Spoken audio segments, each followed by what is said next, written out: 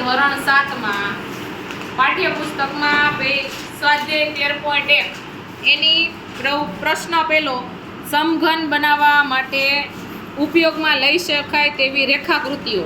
તો આજે મારા બાળકોએ છે એ ઘરેથી દોરીને લઈ આવવાનું કીધું હતું, તો એ રેડી કરીને આવ્યા છે. તો આપણે જોઈ કે એ રેખાકૃતિઓ વડે છે એ બને છે સમઘન કે નહીં. તો પહેલી આ પ્રકારની આકૃતિ છે. હવે આમાં સમઘન બને છે કે નહીં તો આપણે ચેક કરીએ. તો અહીંયા આ બીજી વાર લેપ થઈ જાય છે, તો આ ભાગ ખુલ્લો રહે છે.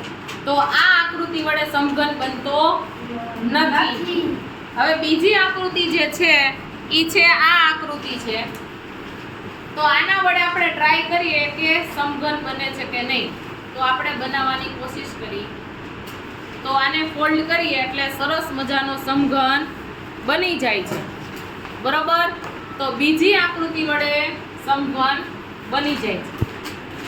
ત્રીજી આકૃતિ મારી પાસે છે, ઈ છે આવી આકૃતિ, બરોબર. તો આના વડે આપણે ટ્રાય કરીએ સમઘન બને છે કે નહીં.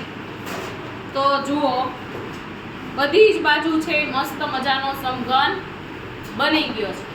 તો આ આકાર વડે પણ છે એ સમઘન બને છે. એના પછી ચોથો આકાર જે છે આવો છે.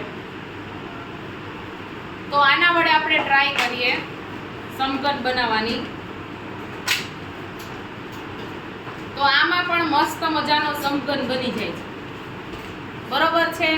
તો આ આકાર વડે સમઘન બનાવી શકાય. પાંચમો આકાર છે આવું. આના વડે બનાવી શકાય કે નહીં. તો આ ચાર બાજુ તો પેક થઈ ગઈ, પાંચમી નીચેથી, પણ છઠ્ઠી અહીંયા બીજી વાર આવે છે સપાટી, એટલે ઉપર જે છે એ ભાગ ખુલ્લો રહે છે. તો આમાં સમઘન બનતો નથી. તો આ આકૃતિથી સમઘન બને નહીં. છેલ્લી આકૃતિ છે આવી.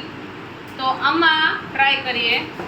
આ ચાર બાજુથી પેક, નીચે અને ઉપરથી, એટલે સરસ મજાનો સમઘન બને છે. તો આ પ્રવૃત્તિ દ્વારા હવે તમને ખ્યાલ આવી ગયો હશે કે કયા રેખાકૃતિની મદદથી સમઘન બનાવી શકાય છે અને સમઘન નથી બનાવી શકાય.